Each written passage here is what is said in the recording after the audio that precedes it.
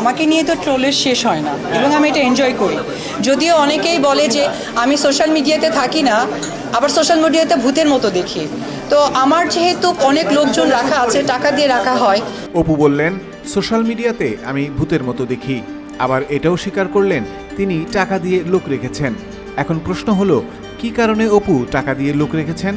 চিত্রনায়িকা বুবলি বরাবরই অভিযোগ করে আসছিলেন অপুর ভাড়া করা লোক আছে যারা সবসময় বুবলিকে নিয়ে সামাজিক যোগাযোগ মাধ্যমে অপপ্রচার চালায়। আজ অপু বিশ্বাসের কথায় এটা প্রমাণিত হলো যে তিনি সত্যি সত্যি বুবলির বিরুদ্ধে কাজ করার জন্য টাকা দিয়ে লোক ভাড়া করেছেন। আর এই বিষয় নিয়েই সাধারণ দর্শক বলছেন। কলি আক্তার লিখেছেন, একটা নায়িকা কিভাবে এত ঝগড়াটে হয়, একটা কথাও নিচে পড়তে দেয় না, সব কথার উত্তর দিবেই, হোক সে যে কেউ। রাফিন রাসুল লিখেছেন, ময়ূরী আপা ক্লিবেজ দেখানোর কত চেষ্টা। আফরা লিখেছেন, বাংলার রিনা খান।